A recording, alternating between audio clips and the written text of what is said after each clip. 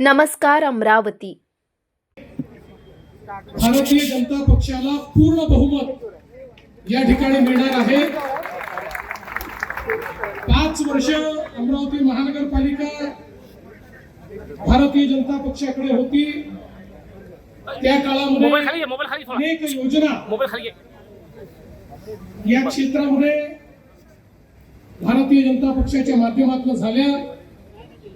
अमृत 2 ची पाणी पुरवठा योजना असेल, 998 कोटी रुपये माननीय मोदीजींच्या अमृत योजनेतून या ठिकाणी मिळाले।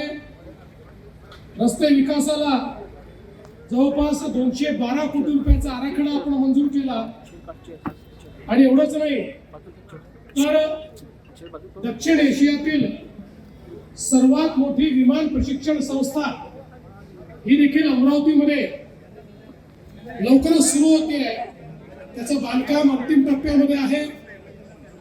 या ठिकाणी वडाळी तलाव पर्यटन विकास असेल, बडनेरा सांस्कृतिक भवन असेल, PM ई बस सेवा असेल, वेगवेगळ्या प्रकारच्या सौंदर्यीकरण असतील, अशा अनेक गोष्टी रस्त्याच्या, पाण्याच्या, भुयारी गटाराच्या, तलाव सुशोभीकरणाच्या या ठिकाणी भारतीय जनता पक्षाच्या या कारकिर्दीमध्ये आपण केल्या।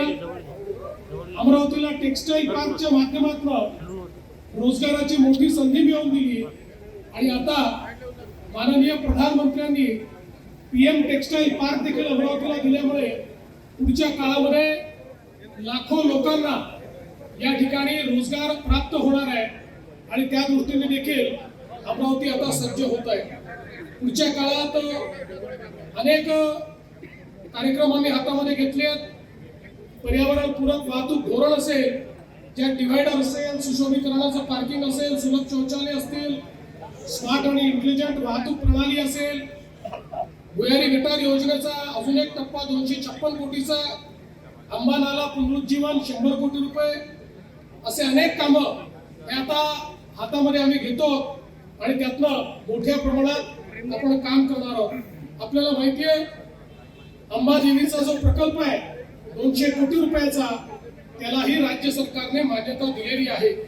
छत्री तलाव पर्यटन असेल, वडाळीचा दुसरा टप्पा असेल, अशा अनेक गोष्टी या आपण या ठिकाणी हातामध्ये घेतलेल्या आहेत। आणि मला विश्वास आहे पुढच्या काळामध्ये या अमरावतीला एक अत्यंत महत्त्वाचं शहर म्हणून विकसित करण्याकरता आम्ही कटिबद्ध आहोत।